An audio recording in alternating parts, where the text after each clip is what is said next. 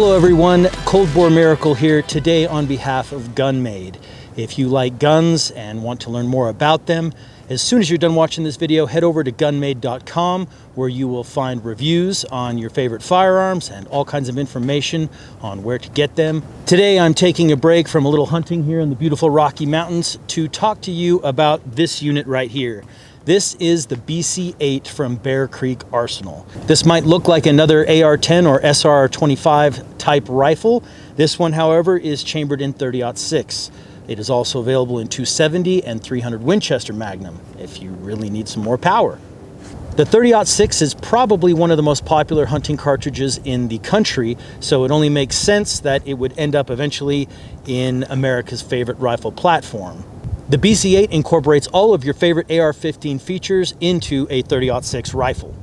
You've got the interchangeability of parts, M-LOK handguard, and so on, so that you can customize this rifle, which is obviously the American thing to do. The BC-8 uses Magpul furniture at the back. It has a custom magazine to fit the .30-06 cartridges. It uses a velocity trigger, which is really quite nice and a nice touch. Thank you, Bear Creek, for that. I also appreciate that they threaded the muzzle. It's 5/8 24, so that I can run a suppressor on the rifle when I want to. All of these features round out a pretty handy rifle, and it's chambered in .30-06, so what's not to like? This has been my first experience with a rifle from Bear Creek Arsenal, so I'm going to give you a little bit of the pros and cons that I've found with this rifle during the last couple of months that I've been shooting with it. First of all, if you're used to an SR-25 chambered in .308 or 6.5 Creedmoor, something like that, this is obviously a step up. A .30-06 is definitely a larger cartridge, but I was surprised that it didn't feel that much more. The recoil wasn't bad at all. I was actually anticipating more. I think that the weight of the rifle probably helped tame a little bit of that recoil, which I guess you could also call a little bit of a con, depending on what you're using this rifle for. I know if I was hiking around through these mountains, this probably wouldn't be the first rifle I grabbed just due to its size and weight, but I have carried heavier rifles around these mountains, so take that with a grain of salt. Other than the weight and the larger custom magazine here, there's not a lot of difference between this and a standard SR-25 type rifle. You will notice that is a side charging upper receiver on this, so there is a charging handle bolted to the side of the bolt carrier, which was something a little different than what I'm used to. I guess you could call that a pro and a con. It does give you a little bit more finesse if you need it when you're running the bolt back and forth. It does, however, which I found out up here in these mountains, make it hard to field disassemble the rifle. The charging handle prevents the bolt carrier from being slid out the back of the receiver. If you hinge open the rifle in the traditional fashion, you have to pull the screw out that holds on the charging handle in order to take the bolt carrier all the way out the back. Not a big deal, just something you should be aware of. I mentioned the velocity trigger. It felt fantastic and allowed me to shoot the rifle very well. It also has one of those little plastic AccuWedges in the lower receiver to help keep the upper and lower tight together, which is an added little bonus that I thought was nice. I also mentioned the threaded muzzle, so you can change out this muzzle device if you don't like it and you want to put something else on there, which is fine. I personally prefer suppressors. I shot the rifle quite a bit with suppressors on it, and it seemed to work fantastic. Didn't affect the functionality of the rifle, and it ran flawless the whole time. The only downsides I've found with this rifle after shooting it for a couple months is probably, first of all, maybe the weight. And that, I say maybe because that depends on what you're doing. If you're going to pack it around these mountains, then the just over 11-pound weight might be a little too much for you. Then again, it's a .30-06, and an 11-pound .30-06 is really quite pleasant to shoot. So it depends on what you're doing, I suppose. This rifle is built for hunting, according to what Bear Creek Arsenal says, so keep that stuff in mind. I also noted that the magazine release was just a little stiffer than I'm used to. I think that is likely due to the magazine design. It's a big magazine, it's made from aluminum, so it probably has a little bit extra spring weight to keep that magazine from falling out, so that doesn't really surprise me a lot, and it's not a big deal, it's just a little bit more than I'm used to, so just so you're all aware. So as I mentioned, I've been shooting this rifle around these mountains here for the last couple of months. Really have quite enjoyed the rifle. I've been using a lot of ammunition from Hornady, mainly the Superformance 165 and the American Whitetail 150 grain ammunition. Everything I've fed this rifle, including some other stuff and some old hand loads I had laying around, all cycled perfectly through the rifle, never had any issues. Accuracy from the rifle was around inch, maybe a little more, just depends on who's shooting and how you're doing. But I think if I was to shoot maybe some match ammunition through the rifle, it might perform a little better still. When I did actually shoot the rifle on paper, I was actually kind of surprised because I had been shooting the rifle out through these canyons and such, and it felt like it was shooting better than MOA. So when I shot it on paper and saw that it was actually shooting around MOA and just over, I was kind of surprised because it felt like it had been shooting even better than that. So that said, I feel that the accuracy for this rifle is perfectly suitable for the average hunter. I had no problem shooting deer-sized targets out to 500-600 yards with this rifle. So use that information as you will. It almost feels like it has an extra action going on inside the rifle, though I couldn't tell where that sensation came from, but it shoots really quite nice. The recoil impulse is very familiar to an AR. It's softer than a 30-06, or softer than most 30-06s I've ever shot, which have been, you know, your traditional hunting rifles. No surprise there. But it's a very pleasant rifle to shoot. The velocity trigger definitely feels a lot better than your average, you know, mil-spec trigger. I like the slimmer handguard, and the M-LOK features on there allow you to put on or take off your favorite accessories as you wish. For all of my shooting, I've been shooting with this Primary Arms GLX 3-18 rifle scope. I found it to be a perfect match for this rifle. It gave me all the accuracy I needed to see what I was shooting at and spot the impacts as bullets got way out there. It's really quite nice. So that scope is an excellent match for this rifle. The little kid in me that likes big noises smiled every time this thing went off.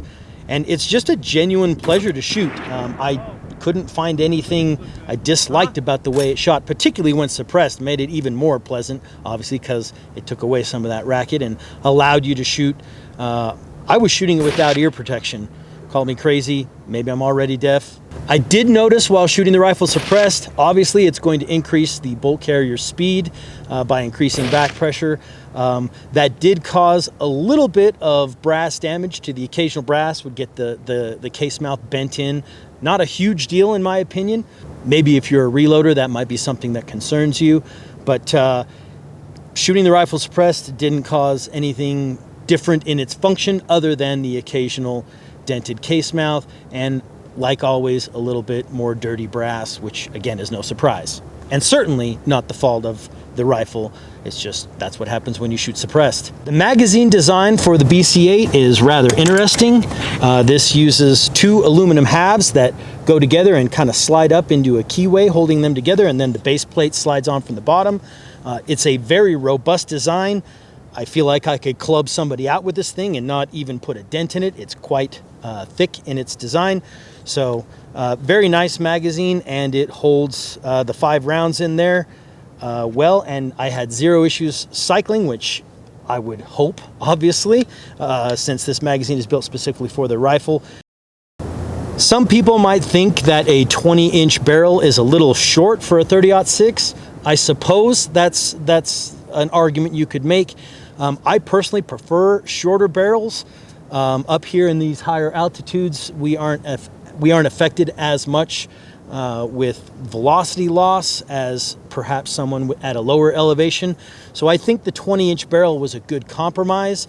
I don't think there'd be anything wrong with a 22 either, but I think if you went any shorter than 20 on a 30-06, you'd probably be giving up more than you would like to, and you might as well just shoot a 308 at that point.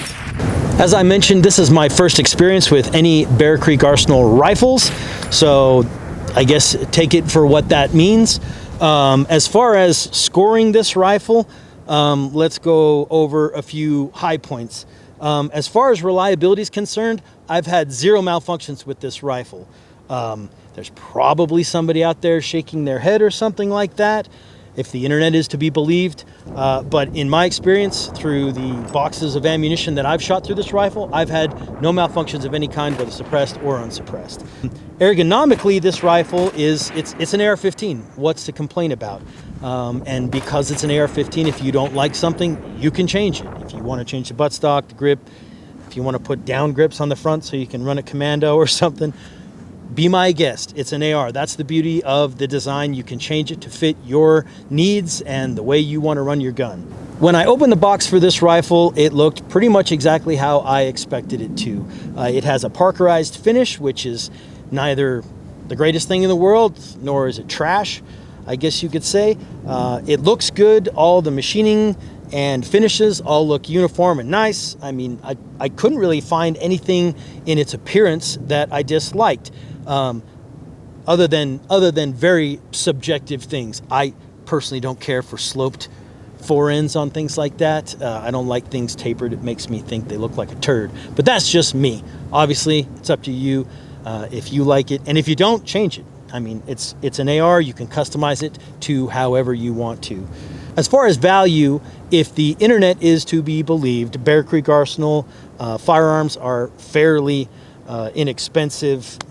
Some people will complain one way or the other. There's plenty of people out there who like them, and there's plenty of people out there who don't. Me personally, like I said, this is my first experience with one. I haven't had any issues with this rifle, and I've had no reason to believe it's anything other than a fine little rifle. There are plenty of other 30-06 semi-automatic rifles out there. And as far as 30-06 semi-autos go, this one's kind of right down the middle as far as price and cost. There's definitely ones that cost a lot more, like the HCAR, the Noreen AR that runs 30-06 is also more than this one. There are cheaper options as well from other companies like Benelli or Browning with their BAR, obviously depending on which model you get. But this gun, I believe the MSRP is right around $1,800, which is not inexpensive, but for 30-06 semi-autos, it's also not horrendous. So you'll have to decide if that fits into your budget or not. Some people might say that 30-06 is a little bit overkill for an AR. I might even find myself in that camp. I think that you probably could do most everything you want to do with an AR type rifle with a 308 or a 6.5 Creedmoor. So not entirely sure if a 30-06 is warranted, but this is America, and Americans love having things the way they want them. And so for that purpose, if for nothing else, I think there's absolutely nothing wrong with a 30-06 AR. Would this rifle be at the top of my list for hunting rifles? Probably not. And not because I think there's anything particularly wrong with it. I just think that in my own personal firearm collection, I probably have some other guns that would fit into my hunting style better. With all that said, I have really enjoyed this rifle, even more than I thought I would. Obviously, I can only speak of the experiences I've had, and that's what we're doing here today. Really hope you guys have enjoyed watching the BC-8 with us today. If you have any questions, go ahead and drop us a comment below. Let us know what you would like to know about this rifle and its performance. I'll be happy to answer any questions.